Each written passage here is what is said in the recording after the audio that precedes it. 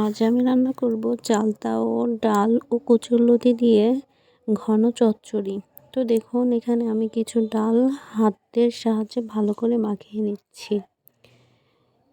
এরপর আমি এখানে কিছু পানি দিয়ে দিচ্ছি ডালটা সিদ্ধ হওয়ার জন্য। এরপরে যখন ডালটা সিদ্ধ হয়ে আসবে তখন আমি এখানে ধুয়ে রাখা লতিগুলো ডালের মধ্যে ছেড়ে দেব।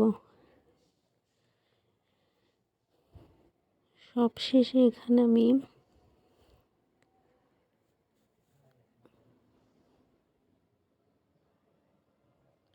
এগুলোকে আমি ছেড়ে দিয়েছি। এখন এগুলো আমি ভালো করে জ্বালিয়ে নিচ্ছি। সিদ্ধ না হওয়া পর্যন্ত আমি এগুলোকে জাল দিতে থাকবো। এরপর আমি কেটে রাখা চালতাগুলো দিয়ে দিচ্ছি। এভাবে কিন্তু ডাল চচ্চড়ি করে খেয়ে দেখবেন, এক নিমিষেই কিন্তু 1 প্লেট ভাত শেষ হয়ে যাবে। এরপর আমি 5 থেকে 10 মিনিট এটাকে জাল করে নিচ্ছি।